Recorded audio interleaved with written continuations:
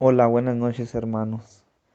Esta noche quiero compartirles otro argumento sobre la creación del universo. Anteriormente ya les había hablado del argumento cosmológico, de cómo todo tiene una causa y si todo tiene una causa, pues un diseñador detrás de todo. Y esperando que estén pasando una agradable noche con sus seres queridos. Este, el tema comienza con un versículo de la palabra en Apocalipsis 4:11, que dice así: en el nombre del Padre, del Hijo y del Espíritu Santo. Señor, digno eres de recibir la gloria y la honra y el poder, porque tú creaste todas las cosas y por tu voluntad existen y fueron creadas. Este argumento será uno de varios argumentos, valga la redundancia, que les estaré compartiendo si Dios me lo permite. Primeramente, Dios, para estudiar juntos a la luz de la palabra y con bases en la ciencia y en la historia sobre la creación del universo y sobre el origen de la vida. La palabra teleología viene de la palabra griega telos, que significa propósito u objetivo. La idea es que se necesita un proponente para tener un propósito. Y así, cuando vemos cosas destinadas obviamente para un propósito, podemos asumir que esas cosas fueron hechas por una razón. En otras palabras, un diseño implica un diseñador. Si el diseño implica un diseñador y el universo muestra las marcas de un diseño, entonces el universo fue diseñado. Así lo podemos corroborar en Salmos 8:3, que dice lo siguiente: cuando veo tus cielos, obra de tus dedos, la luna y las estrellas que tú formaste, digo, ¿qué es el hombre para que tengas de él memoria, y el hijo del hombre para que lo visites? El argumento teleológico generalmente maneja dos características. Número uno, el universo tiene un propósito o finalidad. Y número dos, el universo es demasiado complejo para haber surgido del puro azar.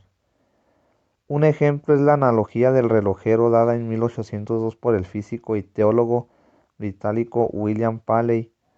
El argumento se puede expresar del siguiente modo. Al observar un mecanismo tan sencillo como un reloj, a nadie se le ocurre dudar que este es el producto de una creación, que es el resultado de un trabajo intencional.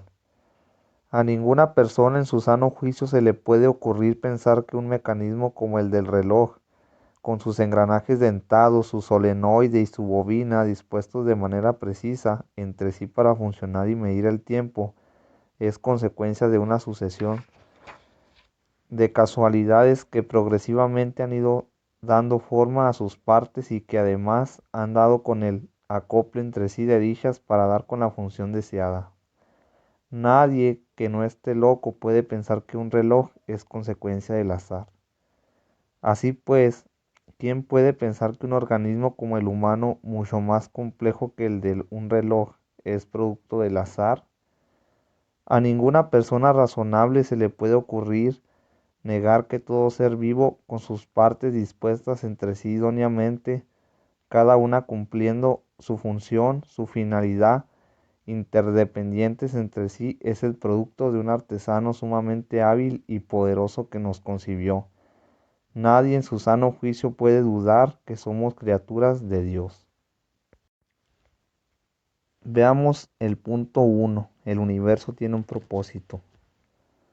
La complejidad del genoma humano, la perfección de cómo cada aminoácido se une hasta formar cada proteína y cada proteína hasta formar cada cromosoma. Esto no puede ser producto de un accidente o del azar, mucho menos de la evolución, pues hasta hoy en día los escépticos no han podido demostrar que un pez pueda evolucionar en un animal diferente, mucho menos en un humano.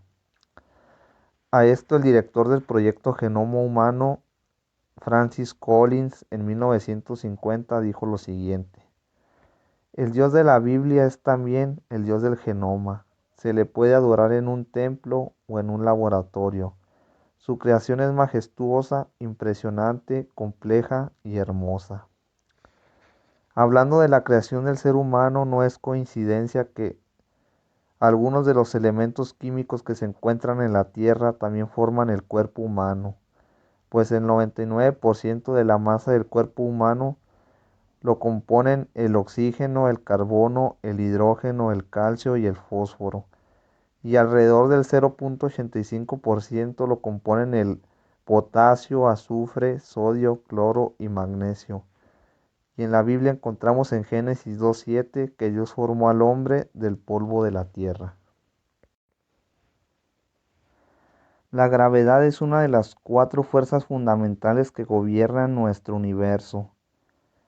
Pero si la constante cosmológica variara tan siquiera un valor mínimo, el universo se expandiría demasiado rápido y ya se hubiera quedado sin energía, o quizás sería tanta la gravedad que el universo se hubiera colapsado para formar de nuevo la singularidad que hubo en el principio, teniendo de nuevo nada. Gracias al exacto valor de la constante gravitacional, el universo puede existir y también la vida en la Tierra. El físico teórico Stephen Hawking citó lo siguiente: el increíble hecho es que los valores de estos números parecen haber sido finamente ajustados para hacer posible el desarrollo de la vida.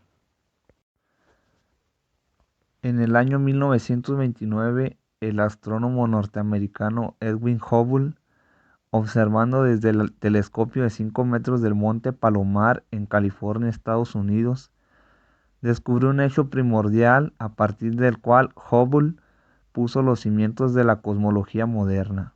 Este astrónomo advirtió que cualquiera fuese la dirección apuntada, se verificaba un corrimiento hacia el rojo en las líneas de absorción del hidrógeno en el espectro electromagnético de las galaxias. Vale decir, cuanto más lejana era una galaxia, más roja se mostraba. Según el efecto Doppler, esto demuestra que las galaxias se están separando de nosotros con una velocidad de alejamiento proporcional a la distancia que nos separa de ellas. Conforme el objeto se aleja, se desplazan también las ondas, y esto explica el correspondiente corrimiento hacia el rojo. Así pues, Hubble arribó a la conclusión de que nuestro universo se está expandiendo.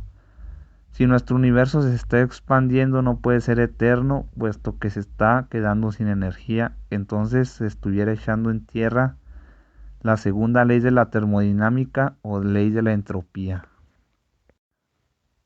Recordemos que la segunda ley de la termodinámica o ley de la entropía dice que cualquier objeto, conforme a través del tiempo, va perdiendo su energía hasta quedar en un estado estacionario o basal. Ahora hablemos otro punto importante. Hablemos de la importancia de la inclinación de la Tierra, que tiene un valor de 23,5 grados aproximadamente. Si esta inclinación fuera mayor, las temperaturas aumentarían, pues las horas de luz serían mayores. Esto provocaría que a lugares como Estados Unidos recibieran la luz del sol 24 horas.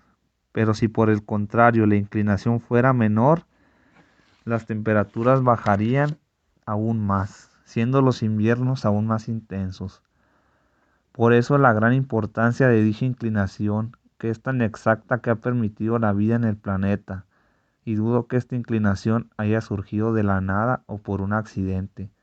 Esto nos da aún más bases para estar a favor del Génesis. Continuando con la segunda característica, el universo es demasiado complejo para haber surgido del azar. El principio de exclusión de Pauli, que describe la estructura atómica, nos ayuda a comprender cómo los quarks, que son las partículas subatómicas elementales, pueden llegar a formar los protones y neutrones. pero también nos indica que si los pesos de las partículas atómicas no fueran las adecuadas, no se podrían formar los elementos y por ende la materia misma, ya que los elementos o serían muy densos o no se hubieran formado, o mejor dicho, no hubiera existido el universo. Este principio deja aún más sin argumentos a los escépticos que siguen creyendo que el universo surgió de la nada. Y la ley de la conservación de la materia y energía cita lo siguiente: la materia no se crea ni se destruye, solo se transforma. Pero bueno, si la materia no se crea, entonces ¿cómo se formó el universo? ¿De dónde salió la materia y energía de la gran explosión? Todo esto tuvo que haber sucedido y no por un accidente o azar del destino. Este universo tuvo que haber sido diseñado y creado por un gran diseñador. Dijo Albert Einstein lo siguiente: Dios no juega los dados. Otros físicos comentan lo siguiente.